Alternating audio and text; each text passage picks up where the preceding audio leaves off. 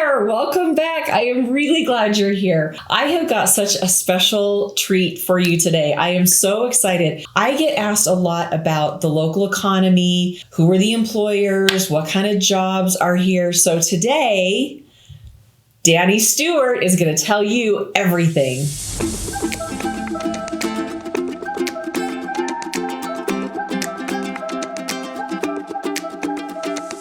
Hey there, welcome back. Thanks again. I'm really, really glad you're here. I have invited today my dear friend Danny Stewart, who is the director of the Economic Development Office for Cedar City and Iron County. Right. Did I get that right? That's right. Okay. That is right. So Danny knows everything about everything related to the economic health, growth, history, job development, everything for Cedar City and the surrounding area.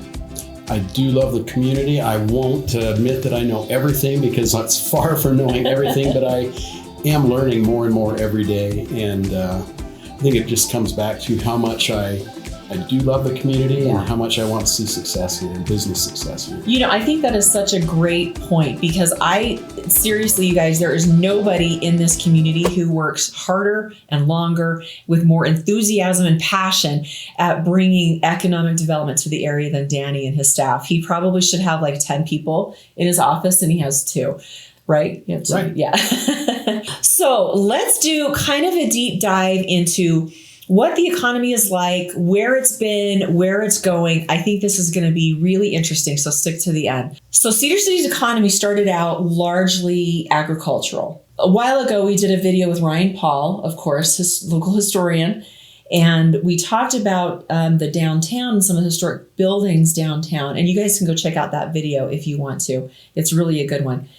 And how the downtown buildings sort of intersected with the local economy as Cedar City was just starting out. We were really, really dependent on livestock, and alfalfa was a big crop. And then tourism kind of came to the area. That was what, in the 20s? 100 years ago. 100 years ago. Yeah. Oh, I didn't know this year. 1923. This is the centennial of the railroad coming to Cedar City. Okay. Yep. And when the railroad came to Cedar City, they brought tourists with them who would then get on buses and go out to the national parks. Right. And a lot of people don't realize this, but the agricultural was the start, and trains coming here to bring people was important. They also worked moving animals out to market and things like that as well. Right. And there's still some of those loading corrals off of Highway 56 that you can see there. Yeah, so, that's really interesting. But tourism and the rail coming here was huge. And anyone who's been to Zion National Park, Bryce Canyon, North Rim of the Grand Canyon, you see these amazing lodges that were built. Mm-hmm. This was Union Pacific and the Utah Parks Company that built up this industry of bringing people here on train, putting them up in the Escalante Hotel and then busing them out to the parks. And that went on for decades, and it was a huge part of our history and our economy. Yeah, it's such a fun thing to look back on and how that really developed and some of the buildings and the architecture. And anyway, it's really cool. So we sort of started out as agricultural, developed into, having a tourism component. One of the things that I also think is worth mentioning is what is now Southern Utah University started out as Branch Normal School 125 years ago. Right. And having a university that is so closely tied to the community has really been beneficial over all of these 125 years. Yeah, I don't think that can be overstated. In fact, I tell people when they come from Salt Lake to visit me, to do a site visit or something, I'll say, did you notice as you drove that about every 50 miles or so there was a community that you stopped, or you either passed it or stopped to get gas or whatever? Cedar City would very much mimic all of those other communities between here and Utah County, except for Southern Utah University. Right. And that school changed the community and made it a draw for a huge, vast region of Southern Utah. Yeah, no, I agree. And I think that Southern Utah University and Cedar City has such a great and unique relationship. I know there's other areas, other cities that have a university, and they just aren't as closely tied.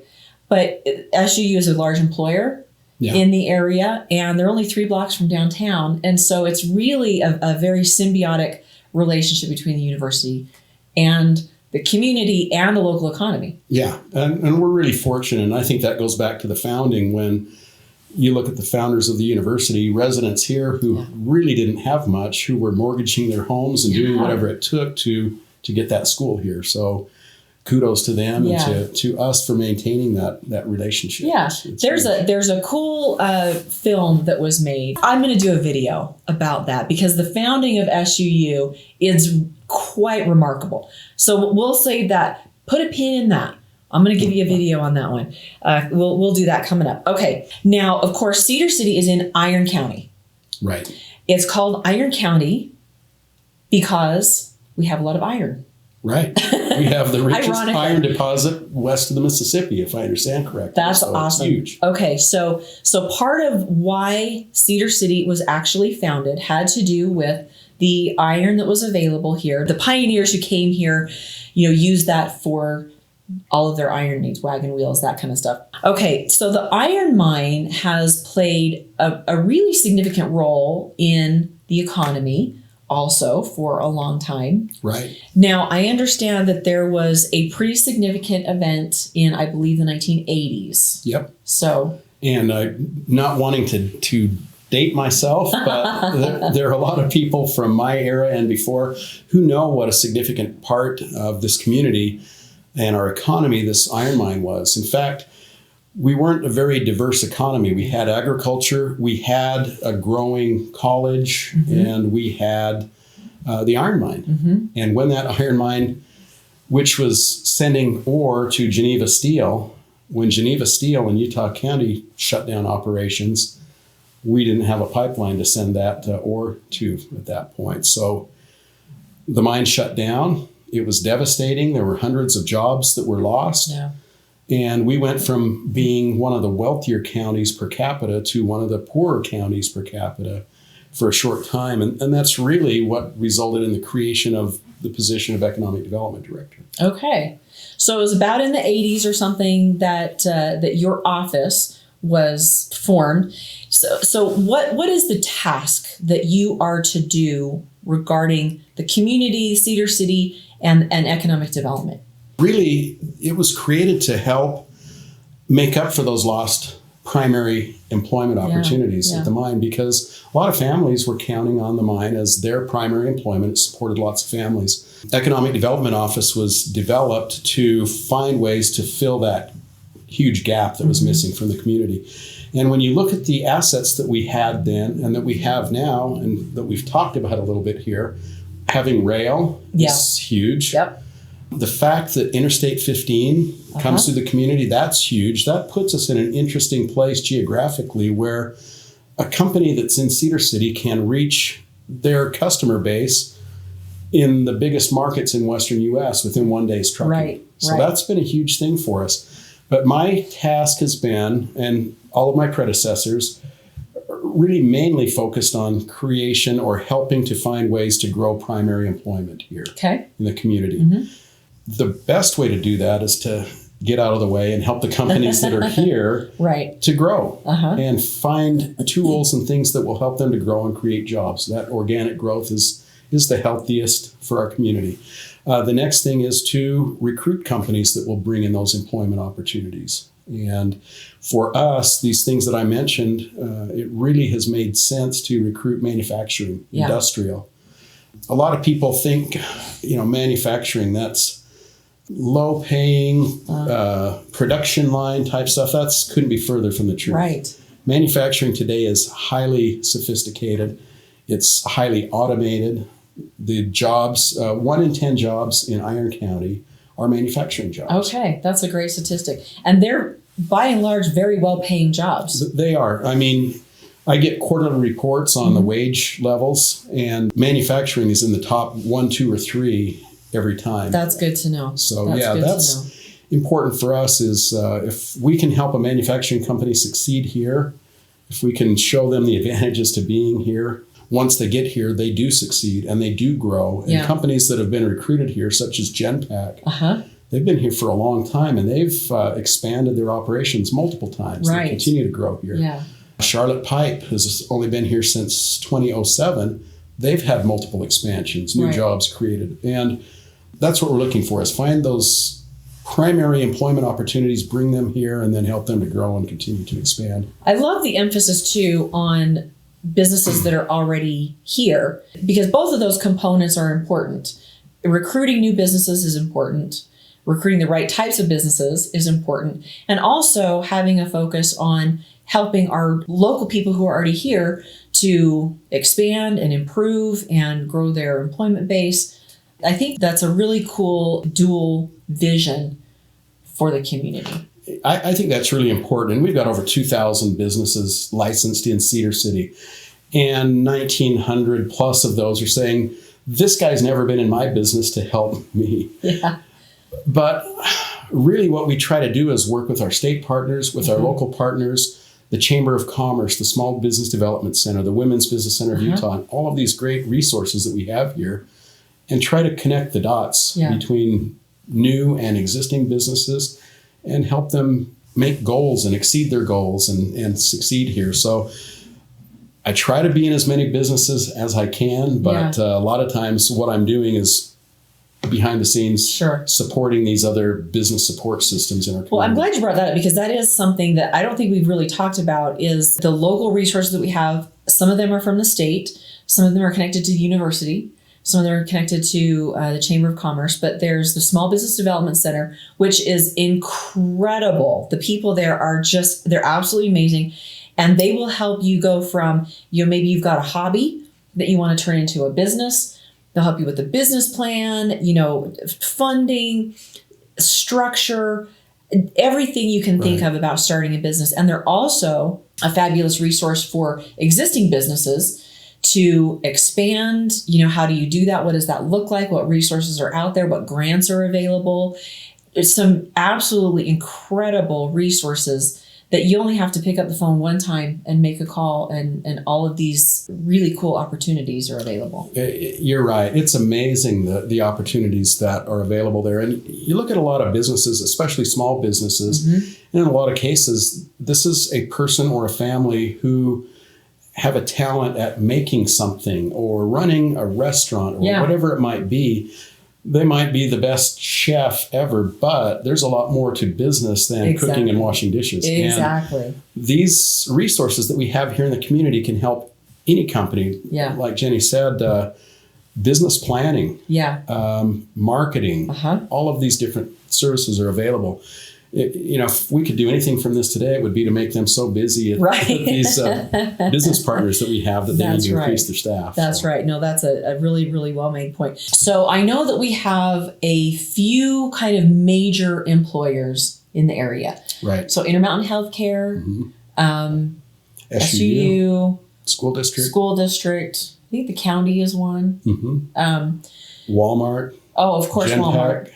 These are larger employers in the community. Yeah. But I think there's also, and this is kind of easy to overlook, there's a large number of employees who are employed by smaller type. There's a very healthy sort of mom and pop kind of economy in the area. Is that your experience? Yeah, very much so. Yeah, a lot of the businesses here, and I'm going to need to put my finger on that exact number, but I easily, safely say the majority of companies here have fewer than 10 to 20 employees. Yeah, I think that's accurate. But there's a bunch of them. There are. And so part of your job, if I understand correctly, is to kind of help those smaller companies too develop and hire more people and grow their businesses. Right. In addition to going out and talking to new people. Right. And if any of them are listening, it's been a tricky thing to do. We know how important that is, but I haven't had a lot of tools to work with. Yeah. Just in the last year or two, the state of Utah has created more economic development tools and some grant programs. We're actually rolling out, in fact, this week I'll be reviewing the first round of applicants from a small business grant. We're going to keep working on those types of programs, grant programs, anything that we can to help small businesses here in the community. These small companies, as well as all the different types of manufacturing and financial services and everything that we have here, that diverse economy is really what Yes. we want. Yes. As we're not a huge county, we're still rural, but of the 29 counties in Utah, we're in the top 5 or 6 as far as diversity goes. I think that's diversity. huge, especially coming from the 1980s with the iron mine, when it was so devastating for so many families, because that was like the major employer in town. And I think as a community, we've sort of experienced how important it is to have that diverse economy. Right. So who are you looking at now? When you go out into the world and talk to people, who are you talking to and trying to get them to come to Cedar City? I'm trying to get a scoop here, you guys. I'll give you a general answer. I knew you were going to give me a general answer. Okay. Actually, there's several different areas that we work in. And number one, looking at primary employment, higher wages, keeping families here in the community. Yeah.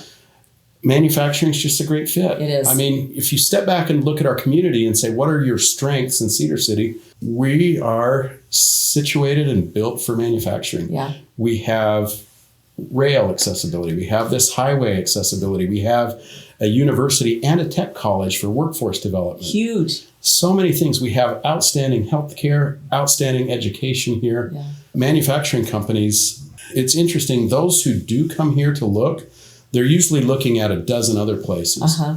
And 10 of those 12 other places are many times bigger than we are. Right.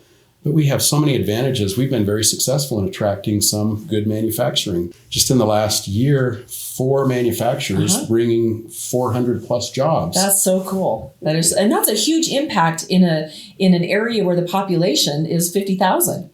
It is. 400 jobs is a lot.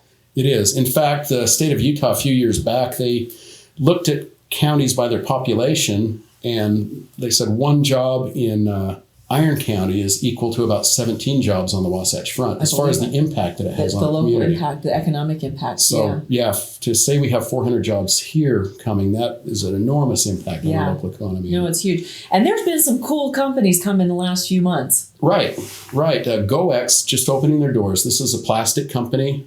Plastics are just a good fit, so they come here looking for success, and they're finding it. Yeah, so, and the ammo company. Yeah, Rock Island Armory. Yes. Originated in the Philippines decades ago, and now they're here. They're building pistols and shotguns and rifles in Cedar City. Okay, I said ammo. I'm sorry, it's not ammo. It's not ammo yet. Okay. Oh. There are discussions about bringing ammunition production here from that company.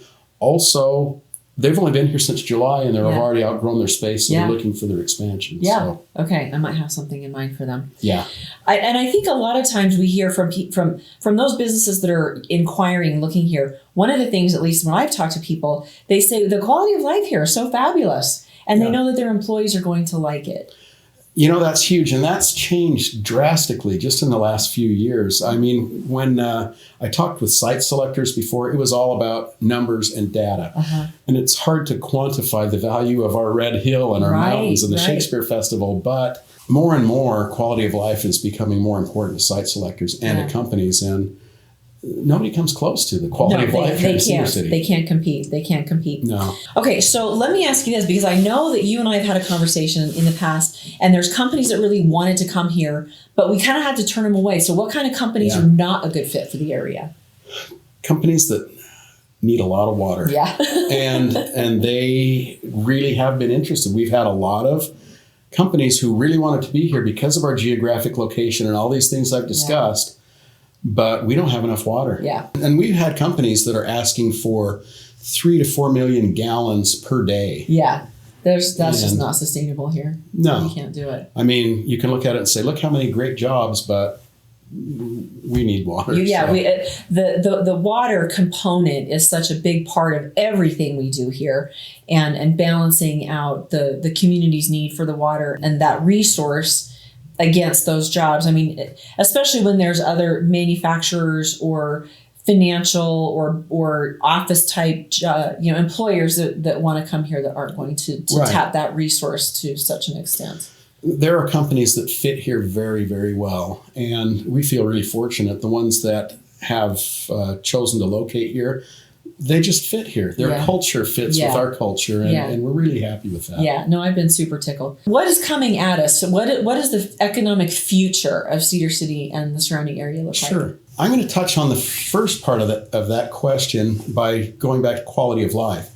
A lot of this happened during COVID pandemic. Yeah. People who were working remotely found I can do what I'm doing anywhere. Yeah.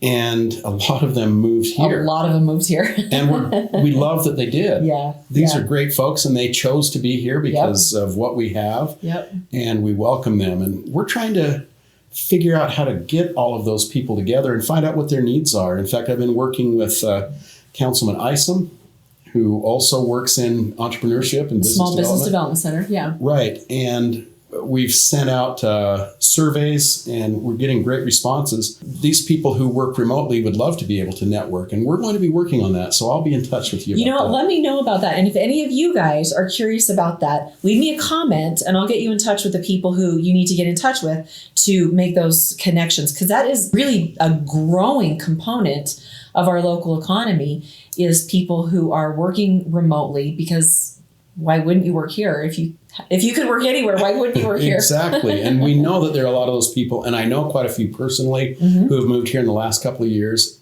I know there's a lot more out there that we'd like to contact. So that's one aspect, is people can work remotely and they want to live here. So that's part of our future. Cool. Another big part of our future is better utilization of our rail asset. If anyone pays attention to the trains that come and go, they're only here on Tuesdays and Thursdays operating. Yeah. The only companies that are benefiting from them today are those that have a direct spur that goes to their buildings. So there's only about a dozen connections here. That rail line is very underutilized, and it's very, very valuable. So just in the end of last year, we had two announcements, two companies that have been studying our market and the region and making that rail more accessible to other companies.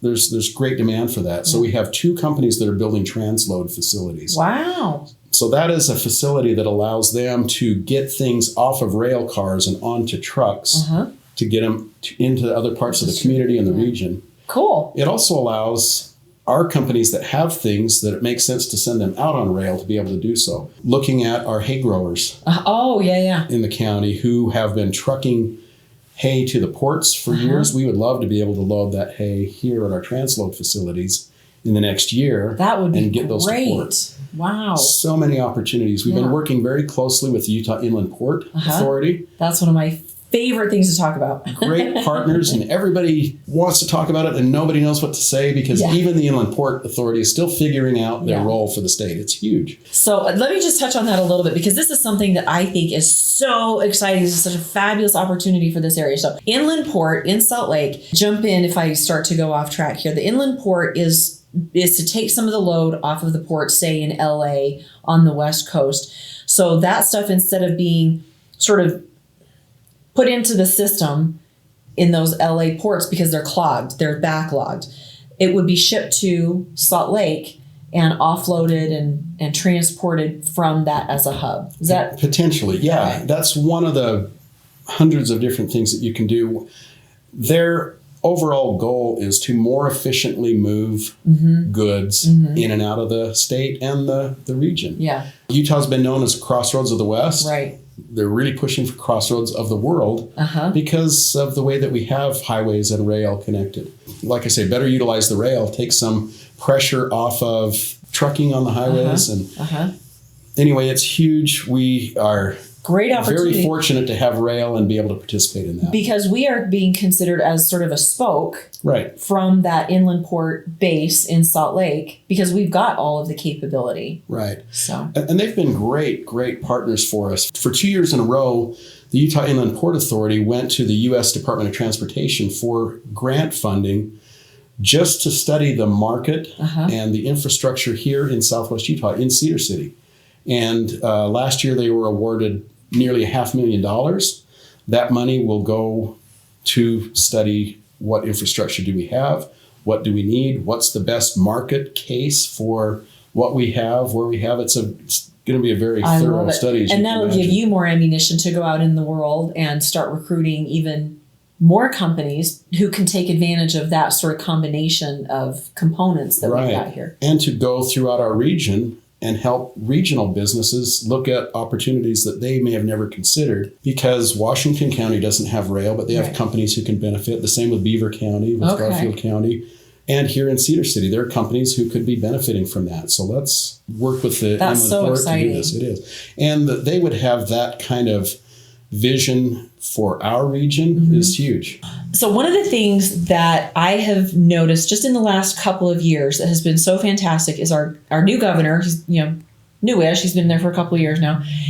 He and the people who are around him have a great emphasis on the value that rural communities are bringing to the state. And they're offering such tremendous resources to rural communities to increase that contribution back to the state. So what has been your experience with that? That's such a great question, and it's so true. And I see it in my job like day to night. So Governor Cox, I really appreciate him, and I don't want to come across just sounding like rah Governor Cox, but in a way I do, because there have been some huge changes for rural communities in the state of Utah. So when he was lieutenant governor, he was the chair of what was called the Governor's Rural Partnership Board. Okay. And that brought in businesses and economic development people from rural part of the state to talk about rural issues. And over the years, rural issues would come up and programs were put together to address those things. And we had a dozen programs.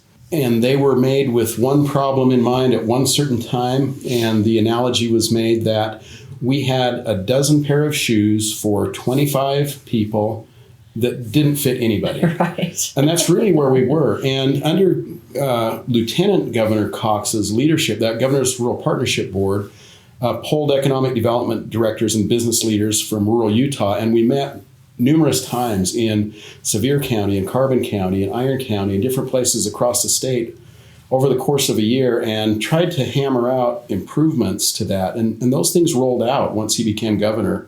The Governor's Office of Economic Opportunity now has what's called the Rural County Grant Programs, and we're benefiting from those. Yeah. Now we're able to, instead of try to find a way to fit a project to a program at the state level, now we're able to go to the state and say, this is the type of thing that moves the economy in our county. Right. And then we apply for grant funding, and we've been able to use that for various different things. We've been able to use some of that funding to help support the Business and Innovation Center, which helps business startups in our that's community. Very cool. We've been able to help the SUU aviation program get some training equipment for students. We've been able to get money for a Main Street grant. That's going to be rolling out soon. That's going to be cool. I want to talk to you about downtown, but one of the points I want to make is, as a rural community, we like being a rural community. Right. We don't want to be the Wasatch Front. We don't want to be Salt Lake. We want to maintain our own culture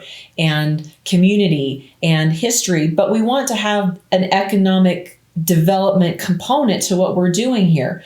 So I think in years past, people haven't really understood that people in rural Utah are here because we want to be here. Right. And the people that are moving here because they want to be here. They want to take advantage of the quality of life and the wonderful culture and not change it. And you said we want to stay rural Utah. We want to stay Cedar City. Exactly. We want to stay very unique and be who we are. The downtown contributes to that. Yeah, let's talk about downtown, because that's a passion project of mine too. So downtown, we've had a committee for what's it been, 4 years now? Yeah. Trying to find the best solutions to recommend to our elected officials the types of things that will help keep a vibrant downtown and improve what we have. If you look back 25 plus years, the city put a lot of effort into streetscaping and planting trees and doing all these sorts of things. Well, it was done that day, but then the next day came and every day since then. And we sort of lost our focus a little bit. We did. We're trying to bring that focus back. That's right. And have a greater emphasis on having sort of a destination downtown. Shopping, dining, entertainment, having a place where people are like, oh my gosh, Cedar City's downtown is so cool. I can't wait to go back. Right. And not just tourists here. Yeah. We want our residents to have a reason to come downtown Exactly. and have a great experience. Yeah, here. I mean, the tourists are going to go where the locals want to go. Right. And so we want to have a downtown that is very, very attractive and very cool for our local population, for our student population, and also our fabulous tourists that are coming to the area. Right. And these rural county grant programs, they allow us now to say our downtown is important. We need some funding to accomplish this.